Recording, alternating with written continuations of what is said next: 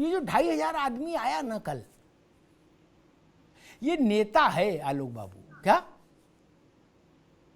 मैं बात कह रहा हूं गाजीपुर से गाजियाबाद, बस्ती से बहराइच तक जो कार्यकर्ता है क्या, जो 2500 लखनऊ में आके आपके सभा कक्ष में एंट्री पा लिया, ये वो तो फिर नेता है, खिलाड़ी है। उन 2500 से एक सरकार नहीं बन सकती ना। सरकार बनाने के लिए तो कई करोड़ लोग चाहिए। वो करोड़ वाले खामोश क्यों हो गए? मसला ये था 2500 तो आप एक सीट जीतोगे तब भी आ जाएंगे।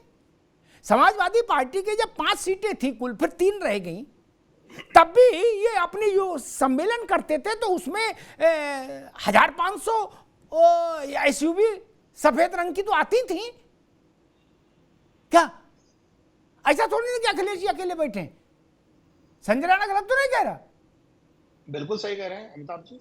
लेकिन वो सरकार नहीं बनवा सकते ना 1000 एसयूवी वाले। ये जो 2500 आए जिनको आपने लड्डू पेड़ा बर्फी खिलाई, ये सेल्फी में व्यस्त रहे, सेल्फी लेके अपना डाल दिया ताकि थोड़ा बहुत भौकाल हो जाए क्षेत्र में है, और इलाके में जाके बताया कि नड्डा जी से बात हुई है, उनने कहा कोई नहीं देखेंगे। यही सब है। मसला ये है कि जो गुरसाईगंज में बैठा है, जो बिधुना में बैठा है, जो खिमसेपुर में बैठा है, और एक बात आई थी कि राष्ट्रवाद का मसला है। एक छोटी सी बात बताता हूं, व्यक्तिगत अनुभव। एक बड़े नेता चुनाव लड़े, संजय राणा, तो उनके चुनाव क्षेत्र में, आलोक जी सुनो, बड़े रोचक किस्सा है भारत के लोकतंत्र का। उनके उसमें कॉन्स्टिट्यूंसी में एक जात का वर्चस्व था, उस जाति के संगठन में एक सज्जन प्रभावशाली थे, तो उन नेता ने कहा भाई इनसे हमको मिलवाओ किसी तरीके से। तो मिलने की बात हो गई, तो वो बड़े नेता उनके घर चले गए माला लेके, और गले में भेंटा भाटी करके माला पहना के बोले भाई लगना है। ठीक है, उनको भी लगा कि भाई बड़ा नेता चुनाव लड़ रहा है, ये तो द्विपक्षीय लाभ की बात है आलोक जी। ठीक, पहले द्विपक्षीय लाभ देखा जाता है, फिर राष्ट्र का निर्माण भी उसी में होता है। तो उन्होंने कहा कि भाई बड़ा नेता लड़ रहा है, इससे पैसा क्या लेना। त्रिपाठी जी सुनिएगा, उन्होंने 5, 7, 10 इनोवा लगा दी अपने पैसे से, और 20-25 लाख रुपया और लगा दिया। क्या उन्होंने कहा सब आ जाएगा। वो नेता जीत भी गए, सरकार भी बन गई। क्या अब वो छटपटाएंगे, मिले तो मिलने का टाइम नहीं मिले। खैर किसी तरीके से वो आके मिल लिए, क्या प्रणाम पाती की। सुन लो आलोक जी, ओरिजिनल किस्सा है, टेलीफोन करिएगा तो नाम बता दूंगा, यहां नहीं बताऊंगा। उनने कहा भाई साहब बड़ा अच्छा लगा ऐसा, और आप वो महत्वपूर्ण पद पर भी आ गए। अब वो बैठे, जो फल फ्रूट लाए थे वो दे दिया, गुलदस्ता दे दिया, फोटो खींच गई। तो उनने कहा भाई हमारे लिए साहब क्या आदेश है? तो बोले भाई राष्ट्र को मजबूत करिए। तो फिर उन्होंने 2 मिनट पॉज लेके पूछा कि सर फिर क्या आदेश है? नहीं, देश को आगे बढ़ाना है हम लोगों को। फिर वो खड़े हो गए, फिर खड़े होके पूछा प्रणाम करके कि सर हमारे लिए कोई निर्देश? बोले नहीं, काम करिए राजनीतिक क्षेत्र में, सार्वजनिक क्षेत्र में शुचिता के साथ काम करिए। क्या वो हमारे पास गिरे आके बोलो भाई साहब 35 लाख रुपया लग गया है।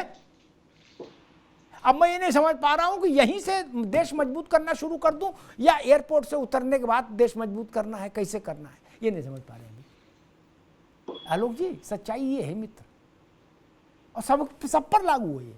क्या सब नेताओं पर लागू है।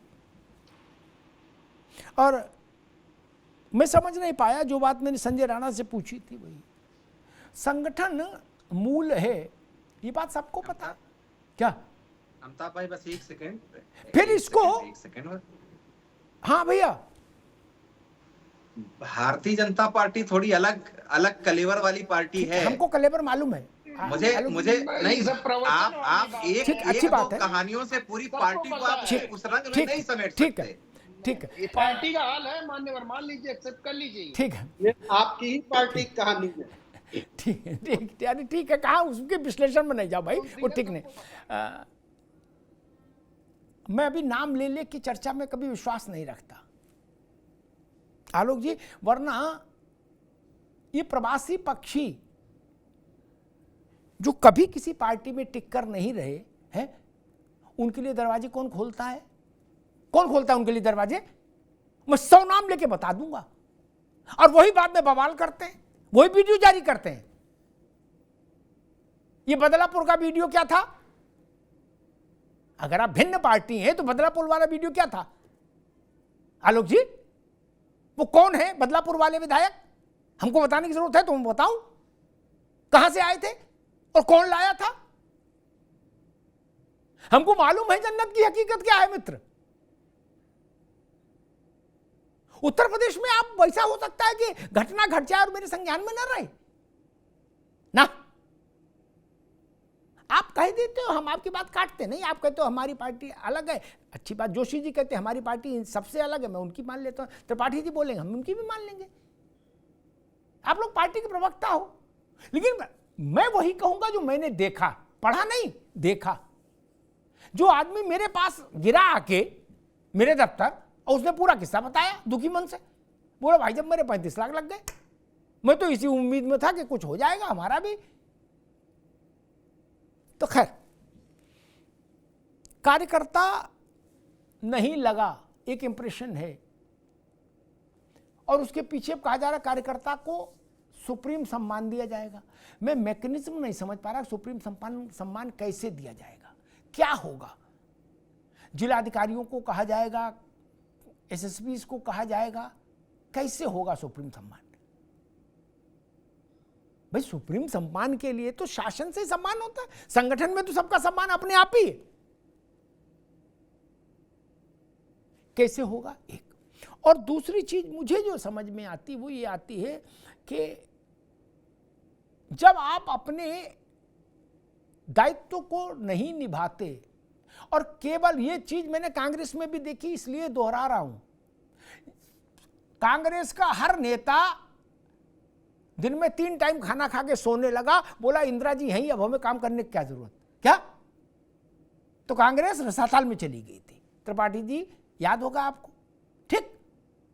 बोले तुमको, बोले हमको क्या करना, इंदिरा जी है ना, इंदिरा तेरे ना बात पर मोहर लगेगी हाथ पर। क्या? जनता ऊब गई। वैसे ही भाजपा के जितने भी नेता थे, उनमें से अधिकांश ने यह भाव अपना लिया, बोले भाई साहब मोदी जी, योगी जी जीत तो जाएंगे। आप अगर 5 साल तक प्रतिनिधि रहे हैं उस इलाके के, और आपने उस इलाके के लिए काम नहीं किया, तो जनता आपके साथ कैसे खड़ी हो जाएगी? नहीं होगी ना। जनता के पास तो 5 साल में एक ही अवसर आता है आपकी सीआर लिखने का। इसलिए मुझे लगता है, और एक और निर्णायक बात, भाजपा कहती है कि हम अफवाहों का खंडन नहीं कर पाए, जो भ्रम फैलाया विपक्ष ने उसका खंडन क्यों नहीं कर पाए? आप कोचिंग क्लास में पढ़ने में व्यस्त थे? नहीं। आप मौन व्रत थे? नहीं। नींद में थे? नहीं। जागृत थे? फिर क्यों नहीं कर पाए खंडन? खंडन करने के लिए कोई अलग से एजेंसी हायर करनी थी तो वही कर लेते। क्यों नहीं हुआ खंडन? हम मान लेते हैं त्रिपाठी जी और जोशी जी की पार्टी ने भ्रम फैलाया, आपने भ्रम का काट क्यों नहीं किया? और ये सत्य आपको अब समझ में आया कि ये भ्रम फैला रहे। हमको तो अगर हम राजनीति कर रहे होते तो हमें तो पहले दिन पता लग जाना चाहिए था कि ये भ्रम फैलाया जा रहा है। क्यों नहीं आपने उसका काट किया? और अगर नहीं किया तो गलती फिर विपक्ष की नहीं, फिर तो आपकी है। युद्ध में राम रावण युद्ध हुआ तो माया के कला में सिद्धहस्त था रावण, तो वो जितनी माया फैलाता था रघुनंदन उसका काट तुरंत करते थे ना। ऐसा थोड़ी नहीं बोले फैलाने दो, फिर 2-4 रोज बाद हम इसका काट ढूंढेंगे, तब तक तो वो लंका काम हो जाता। युद्ध का तो नियम ही है। इसलिए मैं इस तर्क को नहीं मानता कि हमारे लोगों ने इसका खंडन नहीं किया। क्यों नहीं किया? और आखिरी बात ये, भारतीय जनता पार्टी में दिल्ली में राष्ट्र की राष्ट्रीय स्तर पर मोदी और उत्तर प्रदेश में योगी, आज भी ये सबसे ज्यादा लोकप्रिय जोड़ी है भारतीय जनता पार्टी के समूचे शिखर नेतृत्व मंडल में, ये जान लीजिए। बाकी नेता सब हैं। तो जिस समय पार्टी को एकजुट होने का संदेश देना चाहिए, उस समय ये अलग अलग तीर कमान और तर्कस और बाण थोड़ा कम समझ में आते हैं।